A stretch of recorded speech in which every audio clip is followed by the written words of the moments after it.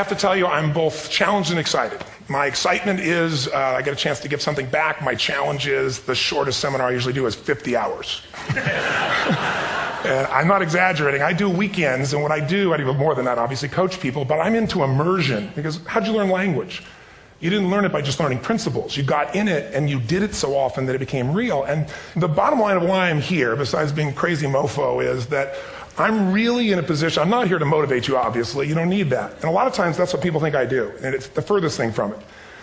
What happens, though, is people say to me, well, I don't need any motivation. And I say, well, that's interesting. That's not what I do. I'm the why guy.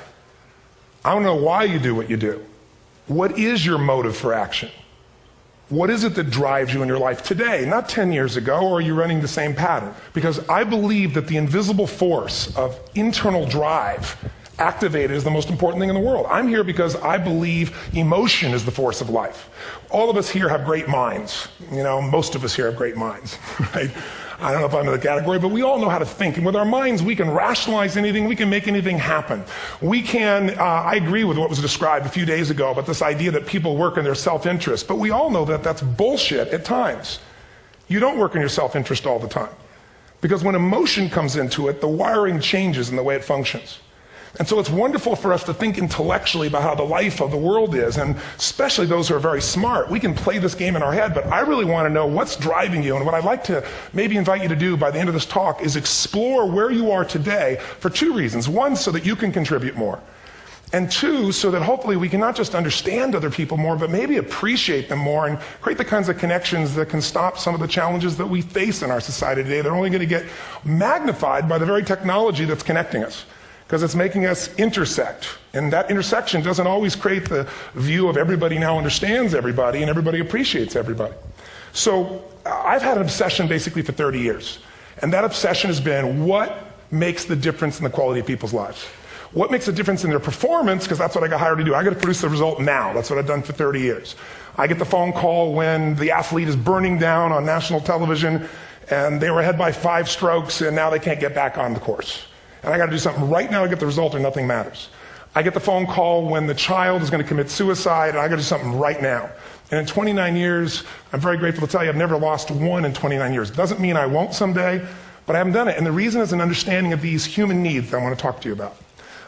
So when I get those calls about performance, that's one thing, like how do you make a change? But also, I'm looking to see what is it that's shaping that person's ability to contribute, to do something beyond themselves. So maybe the real question is, you know, I look at life and say there's 2 master lessons. One is there's the science of achievement, which almost everyone in this room has mastered to an amazing extent. That's how do you take the invisible and make it visible, right? How do you take what you dream about and make it happen, whether it be your business, your contribution to society, money, whatever it is for you, your body, your family. But the other lesson of life that is rarely mastered is the art of fulfillment. Because science is easy, right? We know the rules. You write the code, you follow and you get the result. Once you know the game, you just, you up the ante, don't you? But when it comes to fulfillment, that's an art. And the reason is it's about appreciation and it's about contribution. You can only feel so much by yourself. So I've had an interesting laboratory to try to answer the question of the real question, which is what's the difference in somebody's life if you look at somebody like those people that you've given everything to, like all the resources they say they need. You gave them not a $100 computer, you gave them the best computer. You gave them love, you gave them joy, you were there to comfort them. And those people very often, and you know some of them I'm sure, end up the rest of their life with all this love, education, money, and background, spending their life going in and out of rehab.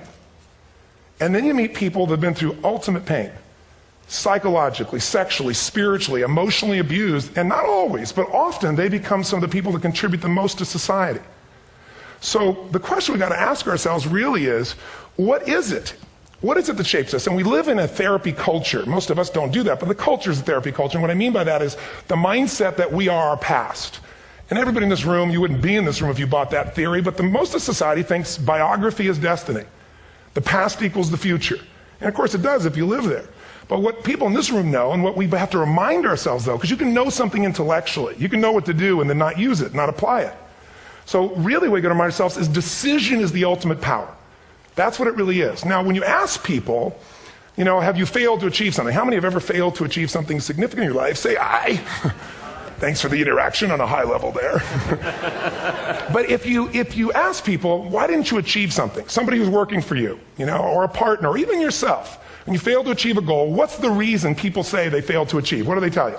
didn't know enough, didn't have the knowledge, didn't have the money, didn't have the time, didn't have the technology. You know, I didn't have the right manager. Didn't have the Supreme Court.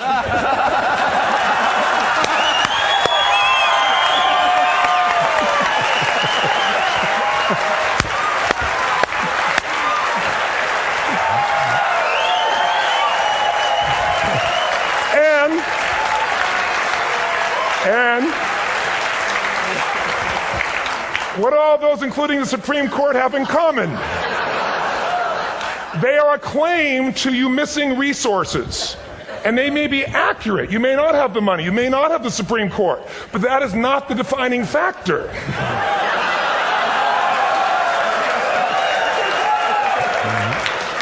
And you correct me if I'm wrong. The defining factor is never resources, it's resourcefulness. And what I mean specifically, rather than just some phrase, is if you have emotion, human emotion, something that I experienced from you day before yesterday at a level that is as profound as I've ever experienced, and if you'd communicated with that emotion, I believe you would have beat his ass and won.